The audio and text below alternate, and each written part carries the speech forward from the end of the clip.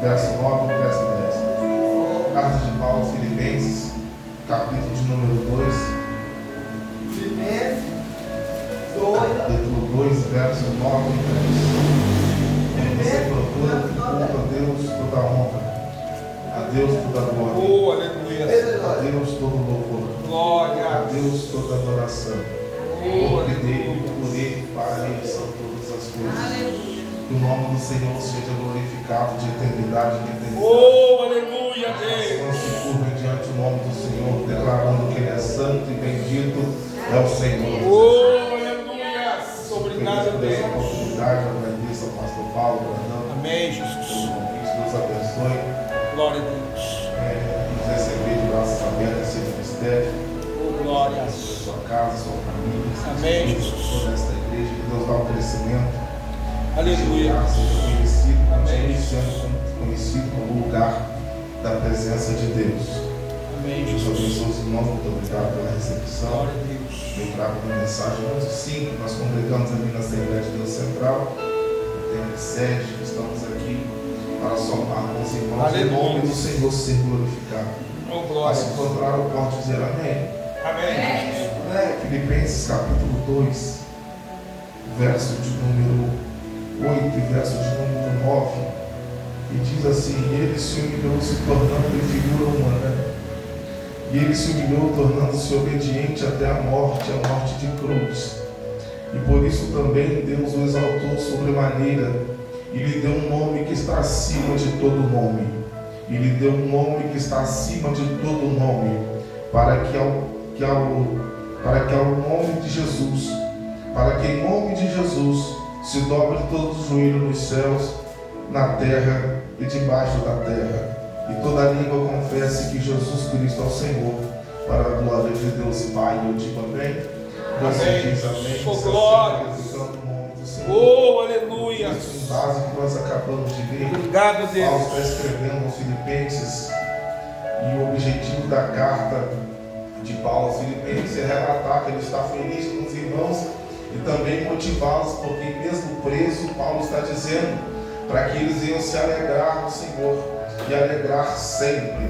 E o verso em questão que acabamos de ler dizendo que Jesus ele foi humilde e obediente, e recebendo até morte de cruz, que mesmo sendo igual a Deus, ele não se usurpou de ser igual ao mesmo, mas antes esvaziou-se de si mesmo e tomou forma de servo e recebeu a sentença de morte e morte de cruz, mas que também por causa que ele se humilhou e passou pela morte de cruz, Deus o Pai o exaltou com um nome que está acima de todo nome, para que através desse nome todo joelho se dobre nos céus, na terra e debaixo da terra. As epístolas de Paulo falam acerca de Jesus. São cartas cristocêntricas e o Evangelho é cristocêntrico. Cristo é o centro do Evangelho. Eu não quero me ater aqui a pontos teológicos, porque na verdade eu quero ser o mais simples possível para que nós possamos entender a mensagem de Deus. Cristo, ele é a centralidade de tudo. Cristo é a centralidade da Bíblia. Cristo é a centralidade da igreja. Cristo é a centralidade da nossa vida. Cristo é a centralidade da tua casa. Cristo é a centralidade da tua família. Cristo é a centralidade do teu ministério. Cristo é a centralidade da tua saúde. Cristo é a centralidade da porta da tua casa. Cristo é a centralidade da tua família, porque Cristo é o centro de tudo. Até mesmo da Santíssima Trindade, como chamamos assim, Cristo está no meio. Até mesmo dentro das Sagradas Escrituras, Cristo também está no meio. De Gênesis a Apocalipse, Cristo está no meio, porque tudo foi feito por intermédio de Cristo. E para falar de Cristo, entramos no Evangelho de João, que diz que no princípio era o Verbo. O Verbo estava com Deus, e o Verbo também era Deus. E todas as coisas foram feitas por Ele, e sem Ele nada do que foi feito. Aleluia! Sem dúvidas, João estava falando de um princípio remotíssimo, quando no princípio, no livro dos Gênesis, começa dizendo, o autor Moisés dizendo acerca da criação, que no princípio criou Deus os céus e a terra. A terra estava sem forma e vazia, e o Espírito se movia sobre as águas. E diz Deus: haja luz, e houve luz. que haja separação entre dia e noite, e cria Deus luminar maior para reger o dia e luminar menor para reger a noite, e chama de sol e lua. Aí Deus diz que haja porção seca e que haja o ajuntamento das águas, e a porção seca Deus chama de terra, o ajuntamento das águas Deus chama de mares.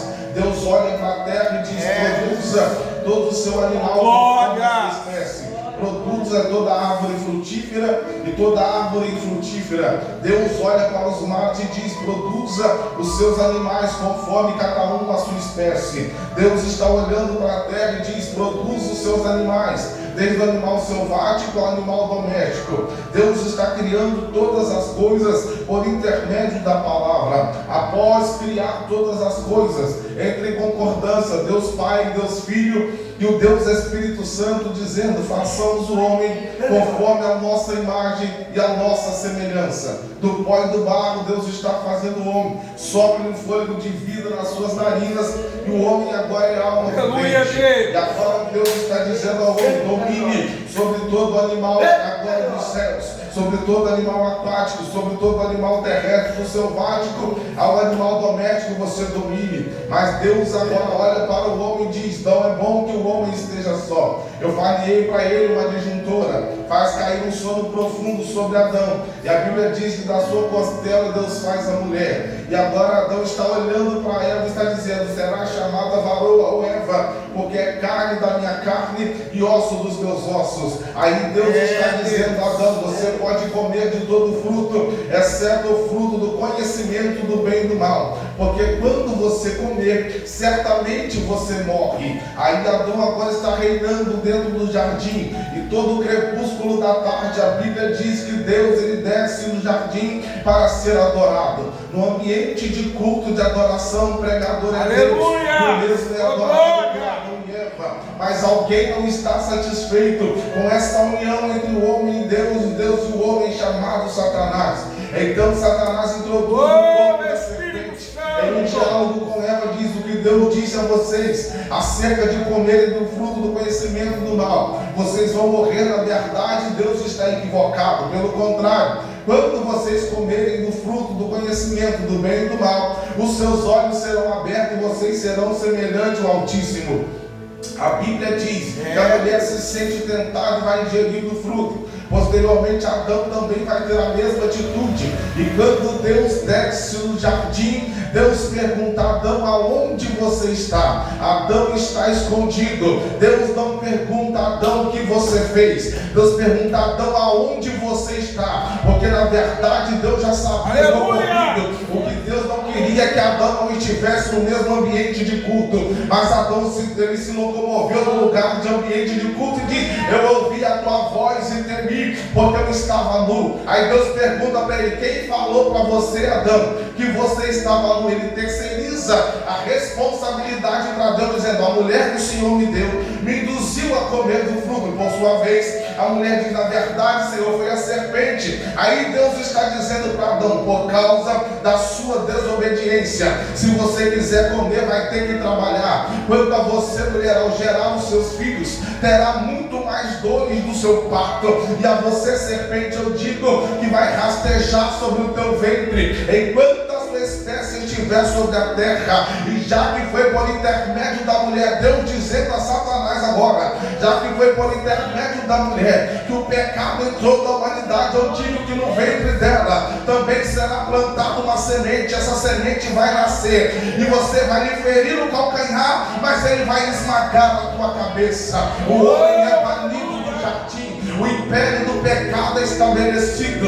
O inferno está preocupado, porque existe uma promessa que o remidor nasceria do ventre de mulher. E quem sabe nesse tempo em que o povo está casando, se dando em casamento e divorciando, que Deus acha graça em Noé, dizendo para Noé construir uma arca, porque Deus entristeceu com o povo e diz: vou matar, vou dar cabo da humanidade. Aí nesse tempo Noé tem que construir uma arca e anunciar que haveria chuva sobre a terra, num tempo em que nem chuva existia. Mas Noé agora é tido como louco. Mas Deus diz para Noé: entra na arca. E quando ele entra na arca, os animais são direcionados por Deus, e Deus, o anjo do Senhor Senhor sela a arca por fora, e agora Deus faz brotar a água da terra, os lençóis freáticos são rompidos, e vem chuva sobre a terra e suspende a arca, e Deus agora dá cabo da humanidade. Mas Noé ganhou toda a tua casa, mas quem sabe o inferno está preocupado, pensando é este que vai esmagar a cabeça da serpente. Mas a Bíblia diz que pós-dilúvio Noé vai se embriagar e lança uma palavra de maldição contra um dos seus filhos. Então, achada essa falha em Noé, não poderia ser o salvador da humanidade. Mas quem sabe o inferno se preocupa quando Deus levanta Moisés. No tempo de morte, Deus lhe poupa a vida, que por intermédio de Moisés Deus opera sinais e prodígios. Por intermédio de Moisés o mar vermelho se abre. Por intermédio de Moisés Deus faz brotar a água da rocha, e Deus é coluna de fogo à noite e a nuvem durante o dia. Por intermédio de Moisés Deus envia um maná do céu, a ponto de Deus mesmo dizer: quando eu quero falar com você, Arão e Miriam, eu falo por intermédio de sonho e de visões, mas com Moisés eu falo olho no olho, cara a cara e boca a boca. Mas a Bíblia diz que quando Deus manda Moisés certa feita a falar a rocha, Moisés vai bater com o cajado, e quando desobedece a Deus por causa da tua desobediência, na terra prometida em vida você não entra. Então, achada essa falha em Moisés, não pode ser o salvador da humanidade, quem lhe esmagar a cabeça da serpente. Mas quem sabe o inferno se preocupa quando da terra de Tisbe, no tempo de Acabe, de ameaça de Acabe e Jezabel, apresenta-se Elias dizendo: vive o Senhor cuja presença eu estou, que não tem chuva e não tem orvalho, senão segundo a minha palavra. 3 anos e 6 meses o céu está de bronze, mas quando Elias coloca o joelho no pó e vai orar, aparece uma nuvem pequena nos céus. Ele diz: a nuvem pode ser pequena, mas é sinal de uma grande chuva se aproxima sobre a terra. Mas Elias é levado no redemoinho até as alturas. Então, se alguém coloca a expectativa em Elias, também não pode ser o salvador da humanidade. Mas quem sabe a esperança se levanta quando Deus levanta Davi, tira do pasto e coloca no trono. E o mesmo ainda diz: o Senhor é meu pastor e nada me falta, me faz caminhar em pastos verdes e me guia mansamente em água de descanso. Unges a minha cabeça com óleo e o meu cálice transborda. Mas a Bíblia diz que Davi premedita um adultério, um assassinato. Então, achado sangue nas mãos de Davi, achado pecado na alma de Davi, não pode ser o salvador da humanidade. Mas quem sabe agora o inferno se preocupa quando Davi morre, Salomão assume o trono, constrói a sua casa, paralela à sua casa faz a casa do Senhor, e entende a necessidade de orar. E quando ele termina de orar, a Bíblia diz que não desce Gabriel, não desce querubim, não desce serafim, mas o próprio Deus desce na casa e diz a Salomão: eu ouvi a tua oração, e se eu fechar os céus de modo que não haja chuva, ou se eu permitir os gafanhotos consumirem a terra, ou se eu enviar a peste no meio do meu povo, mas se o meu povo que se chama pelo meu nome se humilhar e orar e buscar a minha face e se converter nos teus maus caminhos, então eu ouvirei do céu, perdoarei o seu pecado e sararei a sua terra, porque estarão abertos os meus olhos e atentos os meus ouvidos à oração que fizer neste lugar, porque eu escolhi esta casa e eu santifiquei para que o meu nome esteja nela. Perpetuamente estarão fixos os meus olhos e o meu coração todos os dias. Mas a Bíblia diz que Salomão vai dividir a adoração de Deus, e Deus não se deixa escarnecer e nem divide a sua glória com ninguém. O império do pecado está em ascensão na terra, o mal está dominando a humanidade, todos pecaram e destituídos foram da glória de Deus. Deus olha para a terra e não encontra nenhum justo sequer, a ponto de Isaías, preocupado como estava o povo numa vida de devassidão, de pecado, preocupado, Isaías está dizendo: ai daqueles que se levantam pela manhã e se embriagam até a noite, ai daqueles que tomam o errado por certo e o certo por errado, ai daqueles que pecam, ai daqueles que caem, ai daqueles Isaías está preocupado porque o império de pecado está estabelecido sobre a terra. O mal está predominando. A humanidade está caminhando a passos largos para o inferno. E parece que ao olhar do profeta Isaías não tem mais saída. Mas no meio dos ais de Isaías aparece o capítulo de número 6, aonde Deus se apresenta a Isaías, mostrando que Deus não perde o controle de nada. No capítulo de número 6, Deus se revela a Isaías, mostrando que por mais que a terra está em colapso de pecado, Deus está no controle. Se a porta se fechar, Deus está no controle. Se a doença bater na porta, Deus está no controle. Se o mundo entrar em colapso de pandemia, Deus permanece no controle. É por isso que no meio dos ais de Isaías aparece o capítulo de número 6. Ele começa dizendo: no ano que aconteceu a morte do rei Uzias, eu vi o Senhor assentado no alto e sublime trono, e a orla das suas vestes enchia o ambiente de glória, e os serafins voavam por cima deles, com dedos sem asas, com duas sobre os pés, com duas sobre o rosto, com outras duas voavam e proclamavam uns para os outros a santidade de Deus, dizendo: Santo, Santo, Santo, Santo, Santo é o Senhor, e toda a terra está cheia da tua glória. Quando Isaías percebe que Deus não perde o controle de nada e vê a glória de Deus, ele não diz: ai do povo, ele olha para dentro dele e diz: ai de mim que vou perecendo, porque sou homem de lábios impuros, habito no meio de um povo de impuros lábios, mas os meus olhos viram a glória do Senhor. O serafim voa para ele com uma tenaz contendo brasa, e todos os lábios dos teus pecados estão purificados. No meio da visão de céu aberto, Isaías presencia uma reunião extraordinária no céu.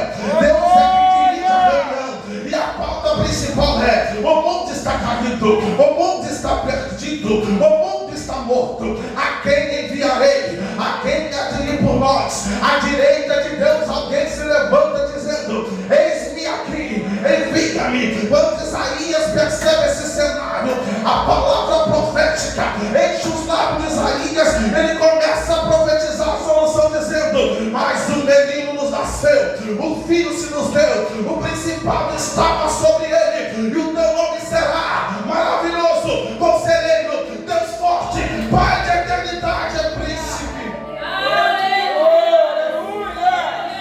Mas quem deu crédito à nossa pregação e a quem se manifestou o braço do Senhor, e verdadeiramente lhe levou sobre si as nossas transgressões e enfermidades, o castigo que nos traz a paz estava sobre ele, e sobre as suas pisaduras nós fomos sarados. Moído de tal forma que olhávamos para ele na cruz e não encontrávamos beleza no teu rosto, para que nós pudéssemos desejá-lo. 730 anos aproximadamente após essa profecia, nasce Jesus. O anjo Gabriel aparece a Maria dizendo: salve agraciada, porque o Senhor é contigo, a sombra do Altíssimo te cobrirá, e no teu ventre será plantada a semente do Filho de Deus, e o teu nome será Jesus. Agora Jesus está nascendo de 0 a 12 anos de idade. Não tem nenhum relato da sua infância, porque Jesus cresce como qualquer outro garoto judeu da sua época. Aos 12 anos de idade, passava por uma cerimônia chamada de Bar Mitzvah, aonde aprendia os primeiros 5 livros da Bíblia, e posteriormente, se a família tivesse um poder aquisitivo bom, uma situação financeira estabilizada, procuraria um mestre para instruir o menino. Mas como não havia um mestre à altura de Jesus, o mesmo vai optar em assumir a carpintaria com seu pai adotivo. A Bíblia diz que com os 12 anos de idade ele já está na sinagoga, ensinando os doutores, e eles ficam conturbados porque não sabiam de onde vinha tanta sabedoria de um menino de um lugar pobre da vila de Nazaré. Jesus está crescendo no anonimato. Enquanto Jesus cresce no anonimato, uma voz se apresenta no deserto da Judéia dizendo: arrependei-vos do vosso pecado, porque já é chegado o reino dos céus. Se levanta um grupo de fariseus ao ouvir dizer que apareceu um profeta, e este profeta está pregando e batizando no deserto da Judéia, e aonde ele está pregando ajuda mais gente do que na sinagoga. Eles se levantam e vão ver quem é o profeta.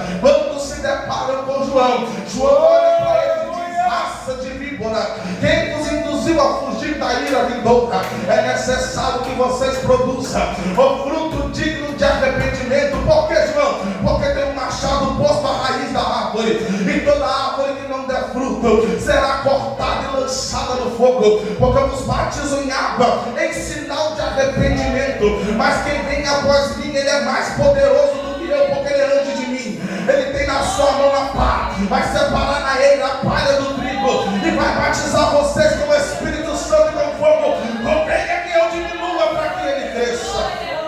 Quando João anuncia essas palavras, se depara com Jesus na fila do batismo e diz: eu devo ser batizado pelo Senhor. E o Senhor vem a mim. Jesus diz: João, vamos fazer conforme está escrito. A Bíblia diz que João batiza Jesus. Após o batismo, Jesus ora. Quando ele termina de orar, o céu se abre e Deus dá testemunho dizendo: este é o meu Filho amado, em quem eu tenho prazer e tenho alegria. O Espírito Santo toma a forma corpórea de pomba e desce sobre Jesus. Quando João percebe esse cenário, ele conclui o sermão dizendo: eis aí o Cordeiro de Deus que tira o pecado do mundo. A Bíblia diz que o mesmo Espírito conduz Jesus para o deserto para ser tentado pelo diabo. Mateus capítulo 4. E tendo jejuado 40 dias e 40 noites, depois teve fome, e chegando-se a ele, o tentador disse: verdadeiramente és Filho de Deus, transforma essas pedras em pães. Jesus está dizendo, está escrito, que nem só de pão vive o homem, mas de toda a palavra que sai da boca de Deus. Não se dando por vencido, Satanás toca em Jesus, leva para o lugar mais alto do templo e diz: agora eu vou pregar para você, pula daqui abaixo, porque está escrito que aos teus anjos dará ordem ao teu respeito, e te guardarão os seus caminhos, e nem em pedra o teu pé não tropeça. Jesus diz: mas também está escrito: não tentarás o Senhor teu Deus. Aí vem Satanás, leva Jesus no alto do monte, mostra a cidade santa de Jerusalém e diz: tudo isso eu te dou se você prostrar e me adorar. Jesus diz: vai-te, Satanás, porque está escrito: somente a Deus adorarás e somente a Ele servirás. O anjo do Senhor vem e serve Jesus. Ele começa o seu ministério orando e transformando água em vinho.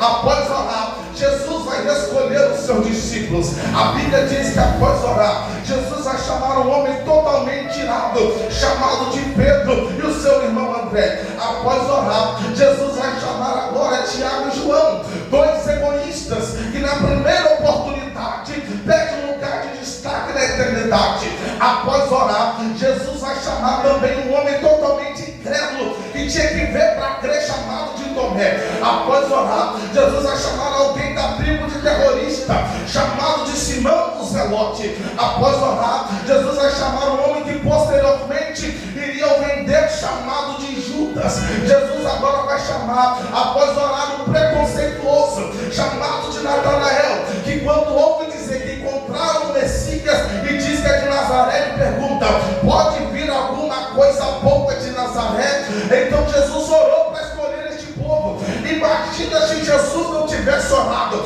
E a pergunta da igreja trazendo a arca é: Jesus errou quando chamou este povo? Não. E por que Jesus chama?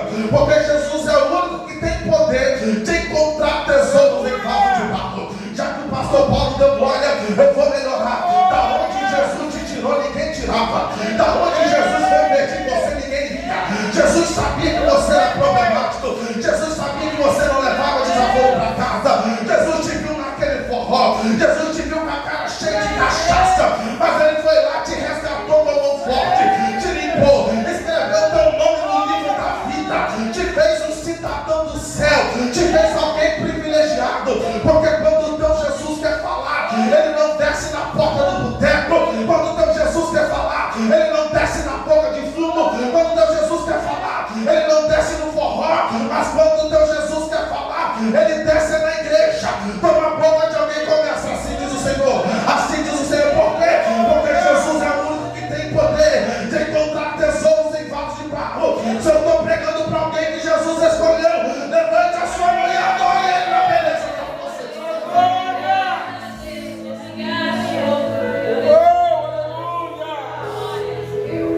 Oh, glória! Jesus está instruindo o seu discípulo.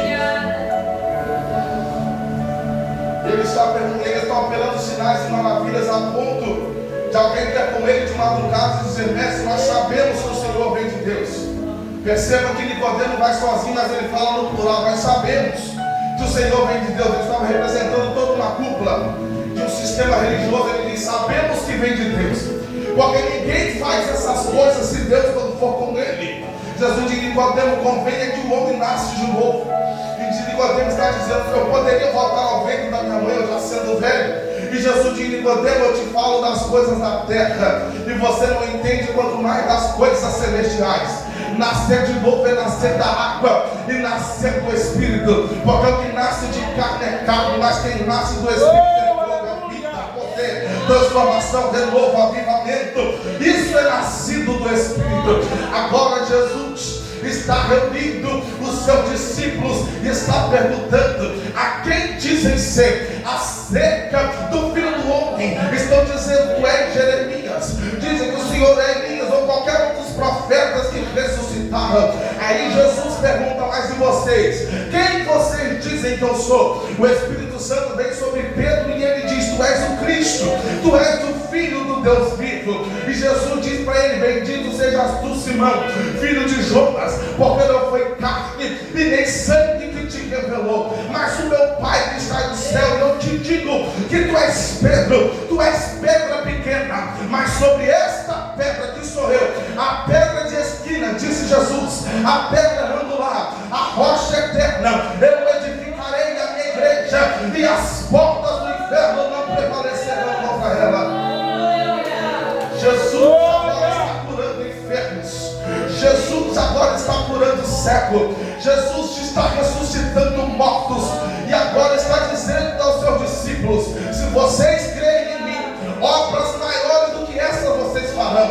Em meu nome vocês expulsarão demônios. Em meu nome falarão outras línguas. Imporão as mãos sobre os enfermos e eles serão curados. Toda vez que vocês invocarem o meu nome. Agora nós estamos vendo Jesus ressuscitando o filho da viúva de Naim. Mas o propósito de Jesus é a morte, e a morte de cruz. E é por isso que ele está dizendo aos seus discípulos, quando eles olham para o templo, e agora o tamanho do templo, ele diz: olha, mestre, quão grandes são os edifícios. Aí Jesus diz: da verdade, não ficará pedra sobre pedra que não seja derrubada, porque convém que eu derrube esse templo, mas em 3 dias eu volto a edificá-lo. Mas o discípulo não entendia que Jesus estava falando dele mesmo. Agora Jesus está admoestando o discípulo, dizendo: não se turbe o vosso coração, credes em Deus, credes também em mim, porque na casa do meu Pai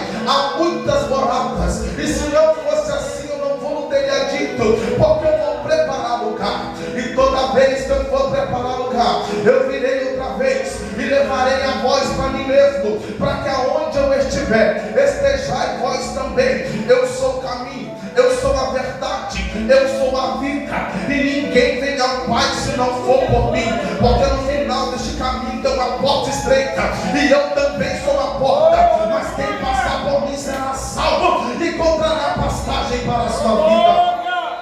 Os discípulos estão entusiasmados agora, dizendo a Jesus: nós estamos felizes porque expulsamos os demônios do teu nome. Jesus diz: não fiquem maravilhados com isso, porque no princípio eu vi Satanás cair do céu como um raio, mas alegrai-vos por ter o vosso nome escrito no livro da vida. Aí Jesus agora, pressentindo a sua morte na última ceia, ele diz aos seus discípulos: muito ansiei comer convosco nesta última ceia. Agora, reunindo os discípulos, ele diz: um de vós há de me trair. Aí agora está aquele suspense no ar na mesa, e eles começam a se perguntar quem é. João, com o peito, com a cabeça reclinada no peito de Jesus, pergunta: quem é? Aí Jesus diz: aquele que mete a mão no prato comigo é quem há de me trair. Na verdade, todos metiam a mão no prato, então todos estavam condicionados a trair, mas aqueles que dessem vazão ao diabo é onde o diabo encontraria legalidade. Então, neste momento, Jesus molha o pão, coloca na boca de Judas e diz: o que tem de fazer, faze depressa. Aí o Satanás entra em Judas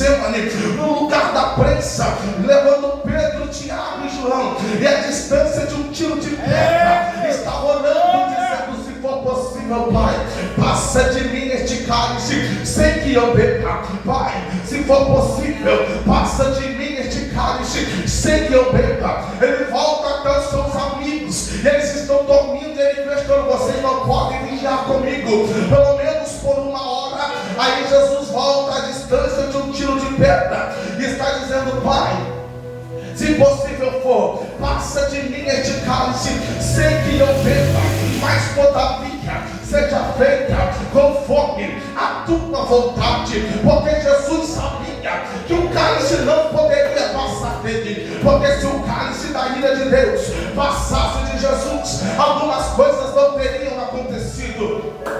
Se o cálice da ira de Deus passasse de Jesus, Judas não teria vendido por 30 moedas de prata. E se Judas não tivesse vendido por 30 moedas de prata, ele não teria sido levado para ser julgado. E se ele não tivesse sido levado para ser julgado, ele não seria passado por alguns tribunais. E se ele não tivesse levado para ser passado por alguns tribunais, não teria sido colocado na frente de Pôncio Pilatos. E se ele não tivesse sido colocado na frente de Pôncio Pilatos, não seria levado à frente de uma multidão. E se ele não tivesse sido levado à frente da multidão, a multidão não teria dito: prende Jesus e solta Barrabás, o criminoso. E se a multidão não dissesse: prende Jesus e solte Barrabás, o criminoso, ele não receberia sentença de morte e morte de cruz. E se ele não tivesse recebido a sentença de morte de cruz, não teria sido açoitado com uma quarentena de açoite menos uma, com chicote chamado azorrague, contendo osso e chumbo para ferir, cortar e a carne. E se ele não tivesse recebido a sentença de morte de cruz e de açoite, não teria pegado parte da cruz e saído pelo caminho na via dolorosa. E se ele não tivesse saído pela via dolorosa, a cruz não teria caído pelo caminho. E se a cruz não tivesse caído pelo caminho, não ordenaria que o homem do norte da África, chamado de Simão Sirineu, o ajudasse a carregar a cruz. E se Simão Sirineu não ajudasse a carregar a cruz, ele não chegaria no alto do monte, e o Monte Caveira. E se ele não tivesse sido chegado até no alto do Monte Caveira, não teria sido crucificado no meio de dois ladrões. E se ele não tivesse sido colocado no meio de dois ladrões, ele não teria a oportunidade, o ladrão da esquerda, de dizer: desce da cruz, salve a você e salve a nós também. Mas enquanto o diabo enche a boca do ladrão da esquerda, do lado direito o Espírito Santo convence do pecado, da justiça e do juízo, e diz: estamos debaixo da mesma sentença que Deus, e você não tem temor. O homem da cruz do meio é inocente. Lembra-te de mim, Senhor, quando vieres do teu reino. Aí Jesus diz a ele: em verdade te digo hoje, que estarás comigo no paraíso. E se ele não tivesse dito essa palavra de salvação, o ladrão não teria encontrado saída no último momento da tua vida. Aí no último instante ele vai ter sede, e quando ele vai ter sede, eles molham uma esponja com vinagre e dão-lhe na boca, e ele está consumado. E ele diz: está consumado. E por que Jesus tem sede? Por causa da natureza humana. E Jesus como homem, ele sentiu sede, mas Jesus como Deus, ele é a fonte de água viva. Jesus como homem, ele sentiu fome, mas Jesus como Deus, ele é o pão vivo que desceu dos céus.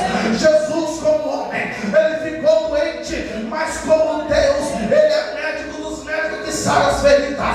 Jesus como homem, ele se cansou, mas como Deus, ele é quem dá força ao cansado e levanta ao caído. Jesus como homem, ele morreu, mas para provar que era Deus, ressuscitou ao terceiro dia, tomou a chave da morte do inferno e bradou dizendo: é-me dado todo o poder, é-me dado todo o poder, é-me dado todo o poder no céu e na terra. Com todo respeito, mas não vai a palavra. O budismo não pode comemorar o terceiro dia, porque Buda não ressuscitou. O catecismo não pode comemorar o terceiro dia, porque Allan Kardec não ressuscitou. O catolicismo romano não pode comemorar o terceiro dia, dia, porque Constantino não ressuscitou. Os bruxos não podem comemorar o terceiro dia, porque Cipriano de Antioquia não ressuscitou. Mas a igreja pentecostal trazendo a arca pode levantar a mão e comemorar o terceiro dia, porque o teu Jesus é vivo, o teu Jesus é vivo, o teu Jesus é vivo, o teu Jesus é vivo, o teu Jesus é vivo, o teu Jesus é vivo. Se teu Jesus é vivo, abra tua boca e adora o nome dele agora. Abra tua boca e enalteça o nome dele agora. Levanta a tua mão e adora ele agora. Só quem tem convicção que Jesus é vivo, abra a tua boca e adora o nome dele.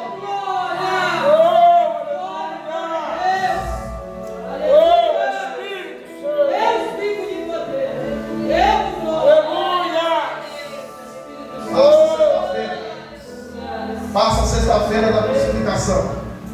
O sábado do silêncio vai embora. Apresenta-se o domingo da ressurreição. O anjo remove a pedra e diz às mulheres: não procurem entre os mortos aquele que está vivo, porque Jesus não está aqui, ele já ressuscitou. Jesus agora aparece aos seus discípulos, cerca de 40 dias está com eles, anunciando a mensagem do reino e comendo com eles. Agora em Atos capítulo 1, verso 8, ele está dizendo: vocês permaneçam em Jerusalém, até que do alto seja revestido de poder. Ele assunta aos céus. E agora os anjos pousam ao lado dos discípulos e dizem: não fiquem tristes olhando para o céu, porque é o mesmo Jesus que subiu, ele vai voltar. Da mesma maneira que vocês estão vendo ele subir. Aí agora os discípulos vão orar, cerca de 500 crentes, a fim de receber a promessa do Espírito Santo. 10 dias após a oração, 380 decidem, mais 120 recebem a promessa do Espírito Santo. E Atos dos Apóstolos relata no capítulo 2 que ao cumprir-se o dia de Pentecostes estavam reunidos no mesmo lugar, e de repente veio do céu um som como de um vento veemente e impetuoso e encheu a casa. Aonde eles estavam assentados foram vistas por eles línguas repartidas como que de fogo, as quais pousaram sobre eles, e todos foram cheios do Espírito Santo. Agora tem uma igreja ousada que está dizendo: não temos ouro e não temos prata, mas o que nós temos nós te oferecemos. Em nome de Jesus, levanta e anda. Aí agora o número de crentes está crescendo, está conturbando então a ordem pública, a ponto de os crentes serem açoitados e perseguidos. E nesse tempo se levanta Saulo de Tarso, o número 1 da classe, mais inteligente, com carta branca do sacerdote e carta branca do império para açoitar os crentes. Mas a Bíblia diz que no caminho de Damasco uma luz se apresenta para ele, dizendo: Saulo, por que me persegue? E ele diz: eu não persigo o Senhor, eu persigo aos crentes. Jesus: então quando persegue os crentes, estão perseguindo a mim. Duro para ti é recalcitrar todos os aguilhões. Aí Saulo fica cego. Deus se apresenta lá e dizendo: vai na rua chamada direita, e lá tem um homem por nome de Saulo, e põe as mãos sobre ele, ora por ele, porque ele muito tem que padecer por amor do meu nome. Aí nós conhecemos a história. Paulo começa então desbravando o mundo, pregando, abrindo e fundando igrejas. E agora nós estamos percebendo que Paulo está preso por amor do Evangelho de Cristo. E agora ele está anunciando, dizendo: após Paulo suportar o naufrágio, após Paulo ser açoitado, após Paulo ser preso, após Paulo ser julgado injustamente, após ele ser pisoteado, até mesmo ter tido como morto, ele está preso mais uma vez, e preso mais uma vez, ele está motivando aos crentes, dizendo: olha, por mim eu já teria morrido, porque muito era mais vantajoso estar com o Senhor, mas por causa de vós, convém que eu viva, para que através do meu testemunho vocês se alegrem e motivem-se no Senhor. Alegrai-vos sempre, alegrai-vos no Senhor. Em meio às perseguições, alegrai-vos. Em meio às açoites, alegrai-vos. Em meio à fofoca, alegrai-vos. Em meio à falta de credibilidade, alegrai-vos sempre no Senhor. Paulo está motivando os crentes, e agora ele está dizendo aos irmãos de Filipos, dizendo: eu estou feliz por vocês, eu estou feliz porque vocês não negaram o nome do Senhor, vocês têm unidade, vocês têm união, perseverem nessa fé de vocês. Eu estou muito feliz com vocês, eu queria estar com vocês pessoalmente, mas não é possível.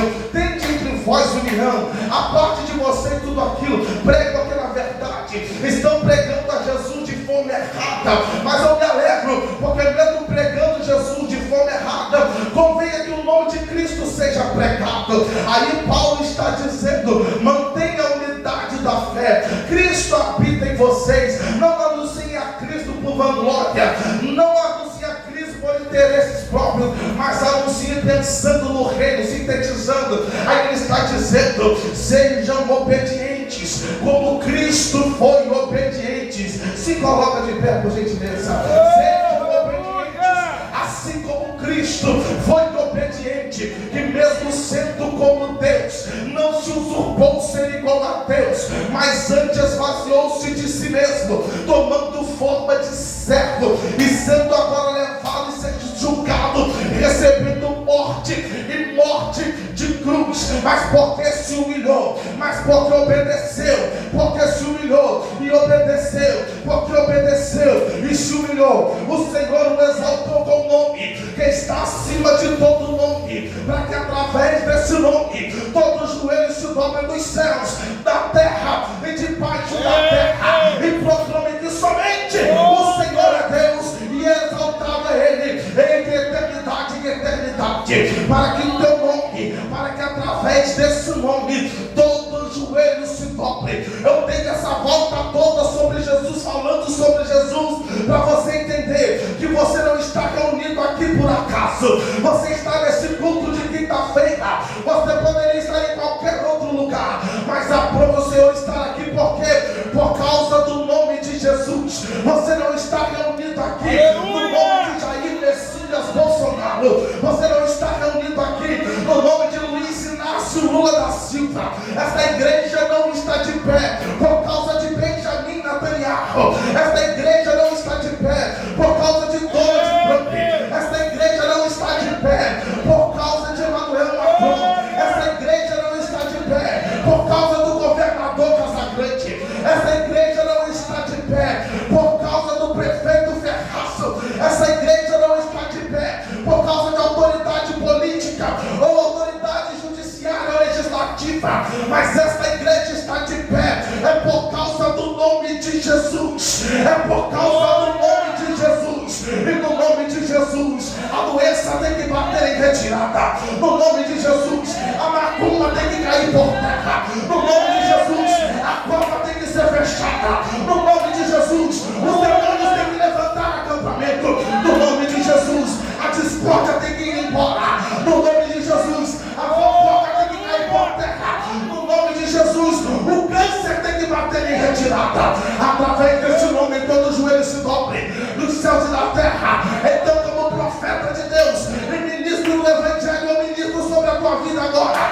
Seja renovado pelo poder do nome de Jesus, seja curado pelo poder do nome de Jesus, seja levantado pelo poder do nome de Jesus, seja curado pelo poder do nome de Jesus, seja abraçado por Jesus agora. Só quem quer sentir a presença dele agora, abra a tua boca e adora, adora, adora, no nome de Jesus. É o nome de Jesus.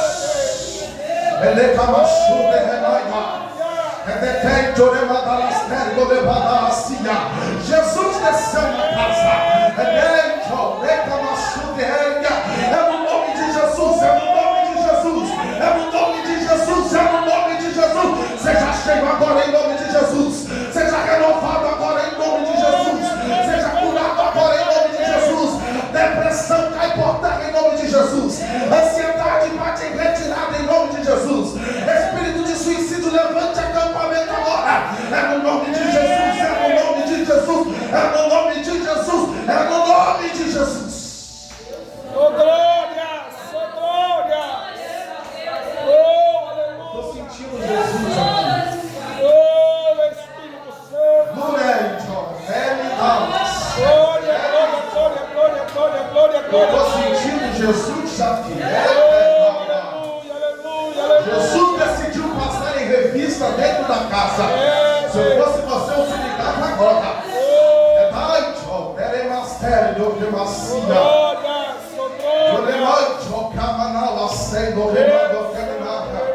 Se você pudesse entender o que está acontecendo nesse ambiente profético, é o poder do nome de Jesus.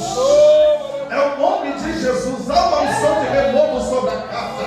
Há uma graça de Deus sendo derramada. A nuvem da glória de Deus se posicionou no ambiente. É por causa do nome de Jesus. É nesse ambiente que Jesus batiza no Espírito Santo. É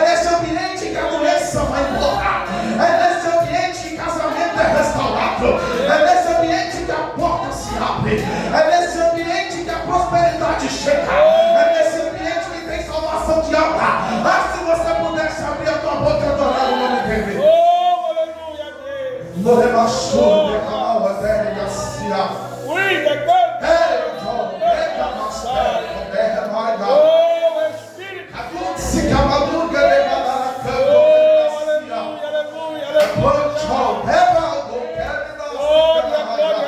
Glória, glória, glória, glória a Deus.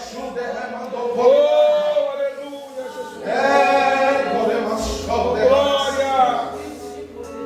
Oh, aleluia, aleluia, aleluia. Oh, Espírito Santo. Deus de poder, glória, aleluia. Obrigado, Senhor. Oh, glória. Oh, aleluia, Jesus. Deus Santo, aleluia.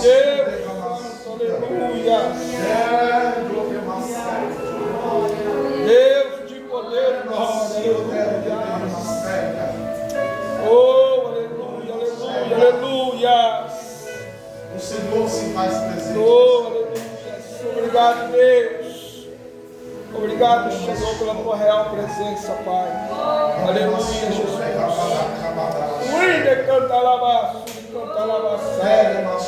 Deus de poder e Deus de glória. Aleluia. Oh, aleluia, aleluia, aleluia, aleluia. Oh, glória, oh, glória, oh, glória. É, Deus. Mas eu também sou profeta de Deus, eu não posso me tirar dos olhos. Glória. Deus. Aleluia, aleluia, aleluia. Aleluia, Jesus. O diabo arquitetou em secreto. E diz, eu vou ceifar a vida dele antes de virar o ano. Mas assim diz o Senhor. Tem um tempo de honra chegando. Eu desfaço essa artimanha do adversário. Porque uma boca bateu e diz, é fogo de palha e vai cair. Mas eu, Senhor, te coloco no lugar entre os príncipes. É muito sério, o AVC aconteceria, eu estou desentupindo uma veia, diz o Senhor. Uma doença alojada iria abrir, e haveria desestrutura na família por causa do choque da notícia. Mas eu sou Deus de livramento e de cura. Eu entro na tua estrutura agora com azeite fresco, e um óleo desce sobre a tua cabeça, como testificação da minha palavra. Há uma unção nova descendo sobre ti. É muito sério. Olha como meu espírito se move e te abraça neste culto. Seja renovado pelo poder do meu espírito. Há uma unção da espada descendo nas tuas mãos. O meu espírito te levanta nessa terra como profeta. Eu corto o laço e quebro a lança, e eu queimo os carros do fogo, mas eu te dou vitória. Assim diz o Senhor dos Exércitos. Obrigado, Deus. Oh, aleluia, aleluia, aleluia, aleluia. Obrigado, Senhor. Oh, glória, oh, glória. Oh, Espírito Santo, aleluia. Glória, glória, glória, glória, glória, glória, glória a Deus. Oh, general de batalha, aleluia. Oh, glória. Senhor, seja honra. Oh, aleluia. Senhor, seja honra. Obrigado, Jesus. Oh, glória. Que o nome seja enaltecido mais uma vez. Aumente a nossa fé e conceda a comunhão com o Senhor a cada dia. Aleluia. E que a cada anoitecer e amanhecer a tua presença nos abrace. Deus. E através do teu nome, que acima de todo nome, reconheçamos que não estamos só. Que o Senhor cuida em tempo e em fora de tempo. Muito obrigado pelas portas abertas, pelas portas fechadas, pelos livramentos. Ó Deus, por não ter deixado faltar o pão na nossa mesa, e nem a saúde, Senhor, no nosso corpo e na nossa mente. Guarde, Senhor, o teu povo, guarde a tua igreja. Que a cada família aqui representada saia daqui, ó Deus, regozijando e crendo no teu poder, no poder da tua palavra. Esta é a minha oração, ó Deus, em nome de Jesus. Amém. E amém. Eu agradeço a minha oportunidade. Amém. Vamos, Deus. Oh, aleluia, Deus. Amém, irmãos.